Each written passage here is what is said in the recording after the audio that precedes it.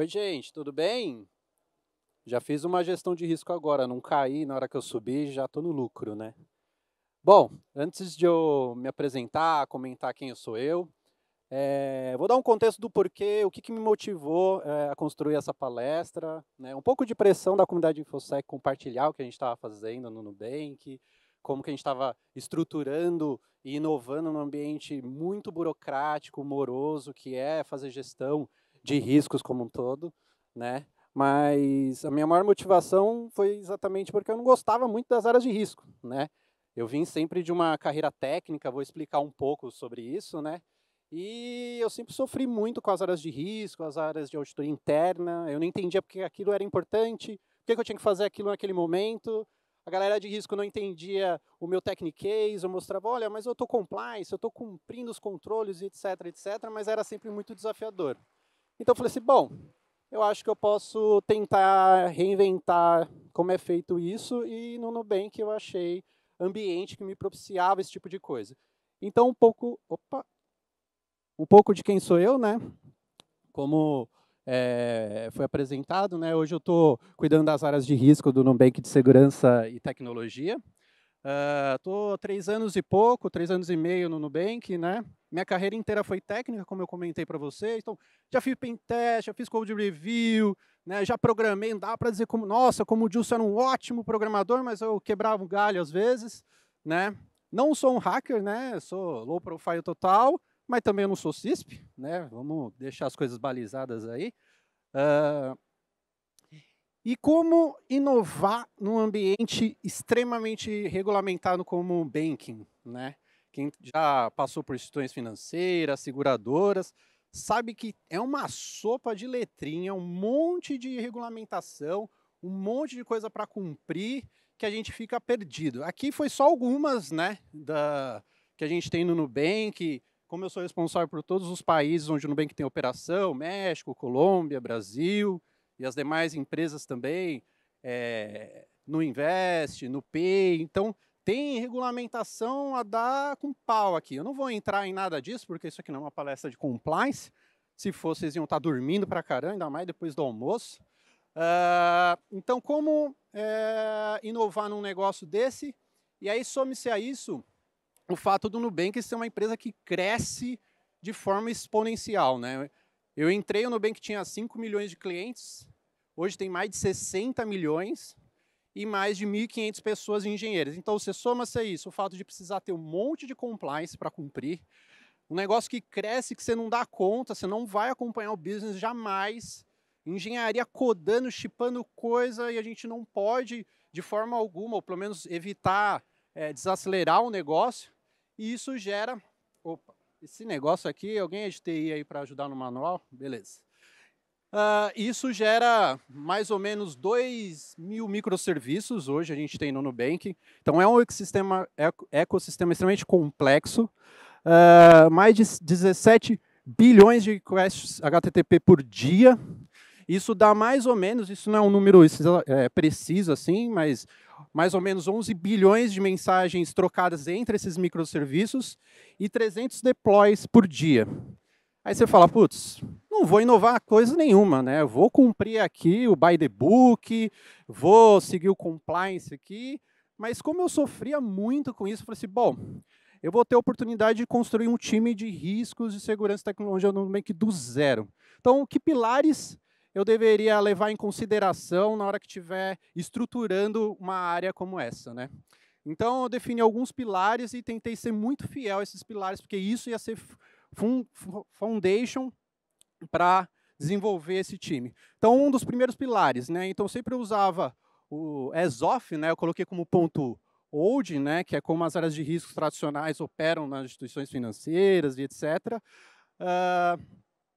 Então, comecei primeiro pela parte de decision making. O que eu via nas instituições financeiras? Tudo era decidido pelas lideranças mais sêniores. Então, tudo tinha que ter um comitê, aprovação e etc, etc. Falei, bom, e se a gente conseguisse ter uma estrutura de decision making com guardrails, para a gente focar naquilo que importa mais, naquilo que de fato vai ser relevante para o business. Então, a gente conseguiu o primeiro pilar do Nubank, que foi a parte de decision making. A outra parte, Foundation.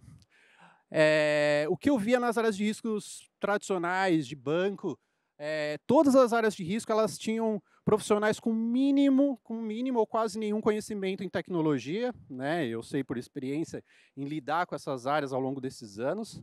E eu falei assim, bom, a gente precisa ter nesse time pessoas que conhecem tecnologia, né? Eu sempre me perguntava por que nas áreas de riscos tradicionais não tinham pessoas que caminharam com os meus sapatos, não é nem vestir os meus sapatos, caminharam, trabalharam em InfoSec, trabalharam em engenharia e eventualmente iam compor essas áreas de risco. E eu não tinha nunca tive ali nenhuma resposta com relação a isso, né? E aí a gente foi desenvolvendo um time multidisciplinar com conhecimento técnico forte. Então a gente tem pessoas que vieram de InfoSec, pessoas que vieram de engenharia, pessoas que nunca trabalharam com InfoSec, nunca trabalharam com tecnologia. Eu vou até dar um exemplo sobre isso, né? Mas, sobretudo, não importa o background que essas pessoas tivessem, elas tinham que ter uma comunicação boa, porque a gente ia falar tanto com as áreas de engenharia, quanto com as áreas não engenharia, com o board do Nubank, né? Management team, então a gente teria que saber comunicar entre esses dois mundos.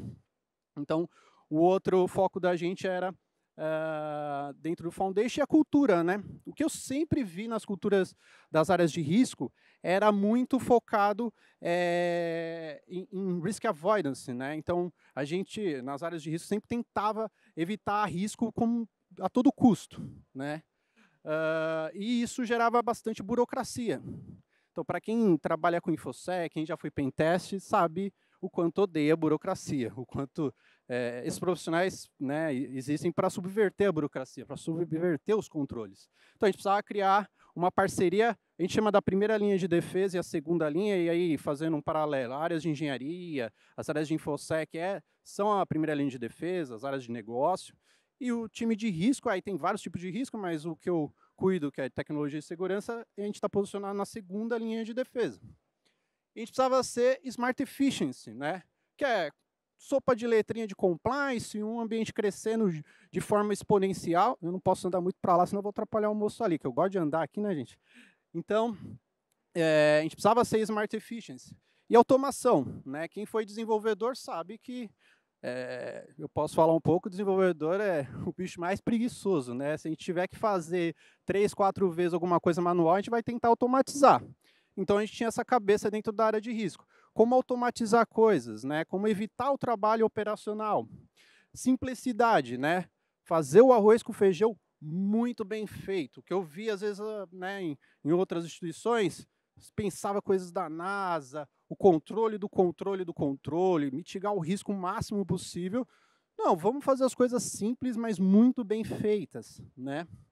E foco no cliente. Isso aqui é meio buzzword, né? Mas o nosso cliente é engenharia, InfoSec. Como a gente tinha caminhado com os sapatos dessa galera, então a gente sabia as dores deles. E aí também eles não iam poder esconder as coisas embaixo do tapete. Então isso ajudava um pouco também. O outro, né? Para você conseguir cumprir esses 3 pilares, você tinha que ser muito assertivo na hora de contratar, né? O que eu via, né, em outras instituições, né, outras áreas de risco tradicionais, os times sempre eram muito homogêneos, né? Não sei vocês, quem nunca olhou ali em algumas áreas, todo mundo com a mesma faculdade, com o mesmo background, às vezes trabalharam a carreira inteira em banco, por exemplo, ou em Big Four, ou sei lá, a mesma carreira. Então, eu tentava ser muito intencional em ter times heterogêneos, com background diferente. Dando um caso aqui, né, tem uma pessoa do meu time que nunca tinha trabalhado sequer em tecnologia. Ela trabalhava em otimização de processos. E aí, guess what? Né? No processo de entrevista, eu tenho um paper que eu gosto bastante de Jim Collins, que ele fala sobre first who, then what. E esse paper ele fala bastante assim, olha, foque na pessoa e menos nos hard skill. Ele faz uma analogia de um ônibus, não sei se vocês já viram esse paper do Jim Collins, ele fala assim, olha, imagine que a pessoa head da área é o piloto do ônibus. Você não sabe exatamente para onde esse ônibus está indo, qual que é o destino final do ônibus, você não conhece a estrada desse ônibus, se vai ter terra, se vai ter chuva, o que vai acontecer. mas se você tiver as pessoas certas, você vai chegar lá. Porque as pessoas vão achar caminhos para chegar lá. Mas se você tiver as pessoas erradas, também não importa. Não importa o destino, não importa a estrada, você não vai chegar lá.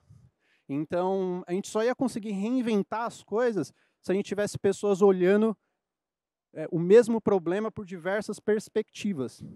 E isso é muito difícil de fazer, porque às vezes você fica meio inseguro. Fala, pô, uma pessoa que nem trabalhou com segurança, tecnologia, vai vir aqui fazer o quê no time? Vai só atrapalhar a gente. E até o time precisa estar comprado com essa ideia. Então, se você consegue estruturar bem, né, todos esses pilares, o time vai comprar essa ideia. Então, quando chegar uma pessoa nova que, pô, não tem o background que essa pessoa tem, nunca codou uma linha de código, né? Nunca fez um pull request errado, enfim, a pessoa vai abraçar e essa pessoa vai entregar um valor enorme. E por que tudo isso, né? Então, a gente tem um BHAG muito claro no time, né, que é lutar contra a complexidade, habilitar as pessoas para ter uma cabeça voltada para a gestão de risco, né? No fim, a gente, né, todo mundo faz gestão de risco, né? Eu fiz uma gestão ali agora, porque tinha certeza que eu ia cair ali, então eu falei assim, eu vou subir a escadinha devagar ali, para eu não materializar o risco de tomar um rola e depois esse moço gravar aqui o rola que eu tomei, né? E, além de ter toda essa cabeça, é fazer isso, e aí um princípio aí voltando para a escola que eu vim, gestão de risco como um código. Não é nada novo, né? A gente tem infraestrutura como código, segurança como código, mas eu nunca tinha visto ninguém fazer gestão de risco como código, né? Então, a habilidade de ter várias pessoas de diversos backgrounds, olhando por perspectivas diferentes para resolver um problema antigo, culminou nisso daqui. Eu vou dar um pouco de contexto. E o que eu sempre via nas áreas, né, tradicionais de risco, tudo, né, o propósito da galera, geralmente era take no risk, né, não tomar risco, não importa se é um risco low, médio, alto, muito alto, queriam mitigar risco a todo custo, né? Cultura de dizer não. Quantas vezes eu tomei não na cara das áreas de risco por tentar fazer um troço diferente? Não, não. Pô, mas posso explicar? Não, não, não, não, não. E carteirada. Eu não achei nenhum termo mais legal que carteirada aqui em inglês quando estava montando essa palestra, e aí imagina eu explicando para gringaiado o que é carteirada, né? Mas, enfim, deixei assim mesmo, porque esse aqui eu achei muito legal. E aí, falando sobre gestão de risco como um código, obviamente, eu não vou conseguir passar tudo, né, porque o tempo aqui é curto, então vou tentar passar de forma muito, muito high level aqui para vocês, né?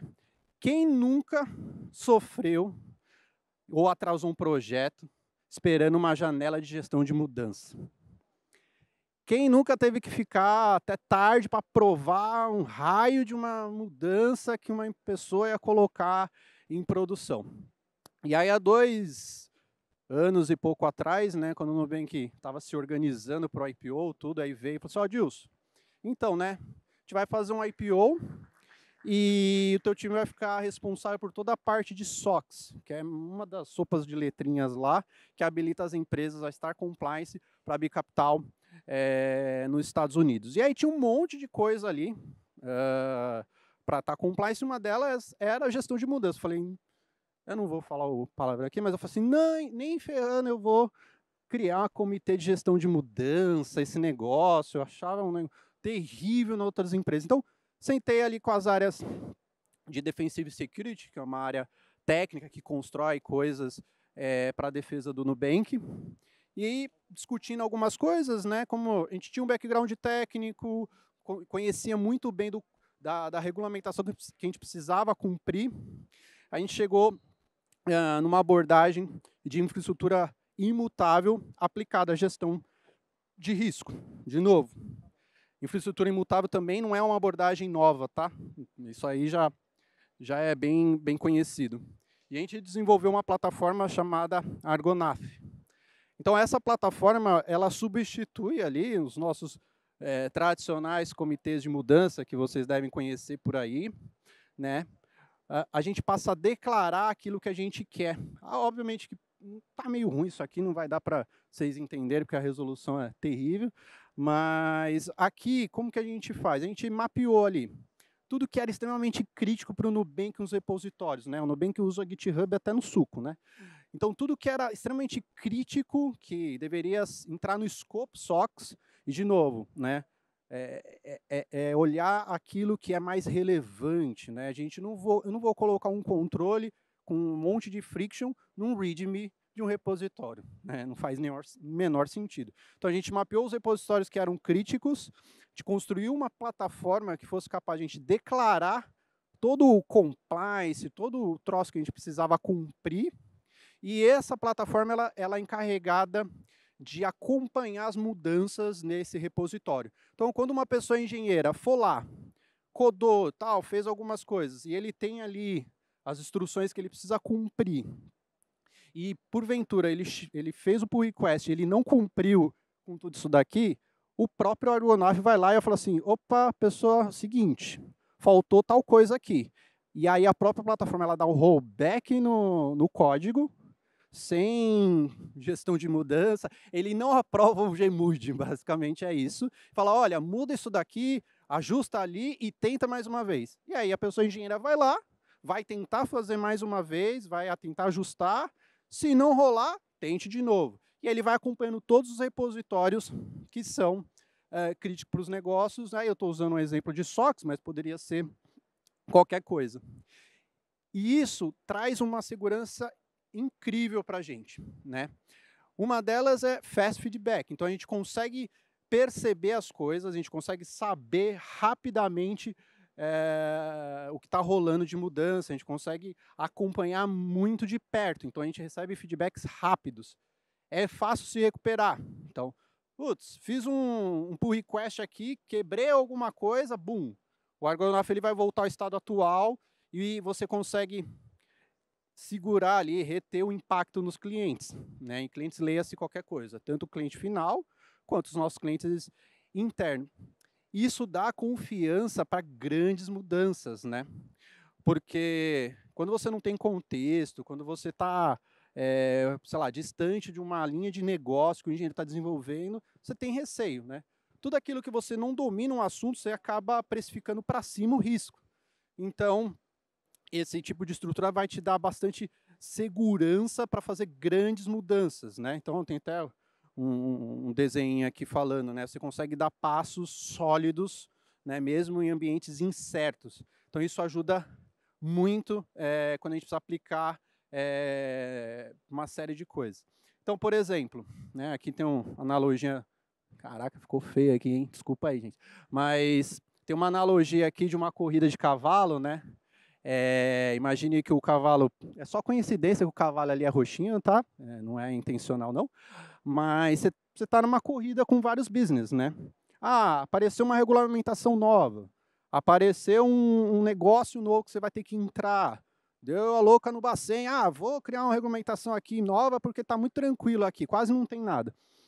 Você, obviamente, todo o business, todos os negócios, não só o Nubank, todos eles vão frear, alguns vão capotar, mas você vai conseguir acelerar mais rápido. Você vai ajustar ali as normas que você precisa, a atender o XYZ, né? Enfim, eu não quero falar de LGPD, que esse negócio também, né? Já foi. Mas, enfim, toda a sopa de leite você vai conseguir adaptar rapidamente e acelerar depois. Mas temos algumas lições aprendidas, né? Então, escalabilidade, né? Isso é um negócio que é extremamente crítico para qualquer negócio, seja um negócio que esteja na velocidade de cruzeiro, seja uma startup igual a da Karina, seja qualquer nicho, escalabilidade é muito importante. E o negócio ele é tão escalável quanto a habilidade de balancear o caos e a organização. O que eu quero dizer com caos e organização? Se você está muito ao caos, não tem controle de nada, você vai quebrar o seu negócio em algum momento, você vai deixar de cumprir alguma coisa, você vai correr o risco da ruína, né? Então, às vezes, algumas empresas saem do negócio porque está muito caos, você não consegue lidar ali com o dia a dia, com as regras que o seu business impõe. Nem tanta organização, né? Como eu comentei, comitê de mudança, aquela coisa chata, morosa, para mitigar tudo quanto é risco, isso torna o negócio extremamente moroso, né? Isso acaba deixando a empresa andar de forma lenta cada vez mais, né? Tem algumas analogias. Imagina o Titanic afundou porque não conseguiu virar rapidamente. Então, muita organização também é danoso. Imagina alguém de risco, segurança, falar que a organização é danoso. Espero que não estejam gravando esse negócio aqui. Velocidade, né? A gente é tão rápido quanto a nossa capacidade de automação. Então, imagina se você conseguir automatizar processos extremamente morosos, burocráticos, como o Change Management, que eu peguei esse exemplo, mas poderia trazer vários exemplos de várias áreas de segurança aqui para vocês do que a gente faz no Nubank. Resiliência, né? Gestão de risco planejada para falhar de formas parciais. Também nenhum conceito novo aqui, né? Segurança planejada para falhar de forma parcial, infraestrutura, blá, blá, blá, blá, blá, blá. Mas aplicar isso na gestão de risco não é trivial, às vezes é complexo, mas tem um payback muito, muito interessante. A autonomia, né? Então, aí é um pouco do que eu falei, gestão de risco como um código para empoderar pessoas. Então, se a pessoa não precisa se preocupar ali, eventualmente, com a cozinha, né, como as coisas são feitas, com aquele monte de sopa de letrinha, e você torna o negócio tão simples que é mais difícil a pessoa dar um bypass do que ela, né, seguir ali o que está no cerne da gestão de risco. Isso dá bastante autonomia, para seja pessoas engenheiras, seja outras áreas, isso acaba empoderando bastante as pessoas. E por último, né, automação para gestão de risco, né? E aí, essa frase não é minha, não lembro quem que escreveu isso daqui, mas automação é a contingência, é o plano de contingência para proteger sistemas de falhas humanas. Então, quanto mais você conseguir automatizar as coisas, quanto mais você conseguir transformar, enfim, regras de negócio, controles de segurança, gestão de risco, aquele monte de compliance em automação, menos chance você tem para falhar, né? Então, geralmente, os grandes problemas acontecem por falhas humanas, mas não porque a pessoa quis cometer um erro, não, ela tem que lidar com vários contextos, muitas vezes contextos que ela não domina, né? Eu arrisco dizer que alguns de vocês, quem nunca teve que aprovar um acesso que não sabia nem para que servia aquele tipo de acesso? Vou aprovar aqui porque a área de risco falou que tem que ter um aprovador. Putz, mas será que você está mitigando o risco? Será que está ajudando? Então, se você tem uma automação capaz de abstrair essa complexidade, você tem menos incidência de cometer grandes erros. Gente, era isso. Palestra bem curtinha aqui. Estou dentro do tempo antes da organização me tirar do palco. Dá tempo ainda para algumas perguntas. Assim, temos alguns minutinhos aqui para algumas perguntas. Fiquem à vontade, quiser perguntar, quiser trocar uma ideia aqui do lado depois, estou super aberto. Eu só queria pedir para cancelar o time de distração, então, que ia tirar ele do palco, porque tinha passado do tempo. Se alguém tiver alguma pergunta, por favor, levante a mão e alguém da organização do evento vai levar um microfone até você para fazermos perguntas. Temos 2 perguntas ali na frente.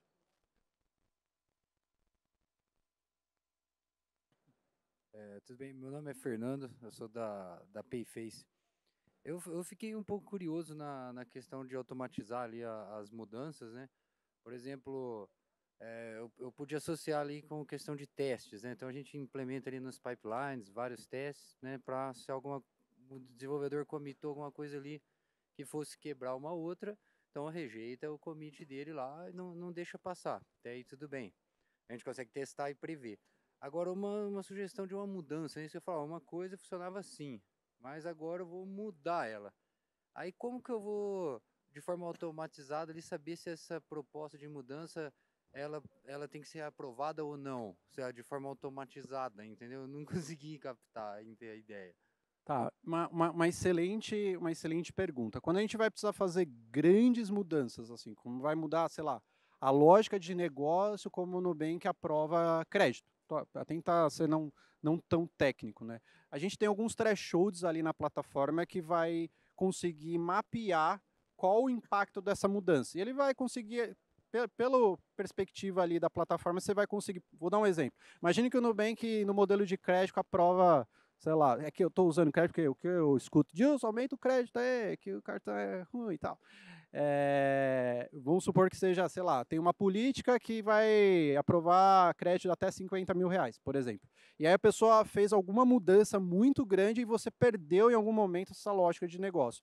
Essa plataforma ela vai conseguir capturar para você, opa, antes tinha uma lógica aqui e agora ela não existe mais e precisa ter, porque está declarado que esse repositório precisa ter uma lógica de negócio XYZ. Você declara ali, é uma policy, né? A gente tem um webhook, a gente está ajustando porque uma vez a gente atingiu o threshold desse webhook, enfim, do GitHub e gerou um pouco de problema, que é os lessons learned. E a gente consegue devolver para a pessoa engenheira ou para a área de negócio e falar assim, olha, está tendo uma mudança aqui, isso não está no contexto do que eu estou preparado para resolver, entra lá no Policy Definition e ajusta isso. Para me preparar, e me preparar eu estou falando como se fosse a plataforma agora, me preparar para lidar com esse tipo de coisa num próximo caso. Então é bem pontual, geralmente as mudanças elas são incrementais e pequenas, quando você está falando de pull request 300 por dia, ela é sempre pequenininha. E aí a plataforma ela vai conseguindo lidar com isso, entendendo esses contextos de pouquinho em pouco. Wilson. Boa tarde. Boa tarde, aqui é Maurício da SI da Porto Seguro. Parabéns aí pela palestra. Eu tomei nota aqui de um ponto, acho que eu achei bastante interessante na sua apresentação. Você falou assim, entre as lições aprendidas a gente tem que ter a questão da resiliência, né? O processo ele precisa prever eventuais falhas. Só que no caso de implementações, geralmente elas acabam afetando produção e tal. Queria que você explanasse um pouco mais isso, assim, como é que você trabalhou a questão de resiliência na gestão de risco aí das mudanças? Falhando. Trabalhou a resiliência na gestão de risco?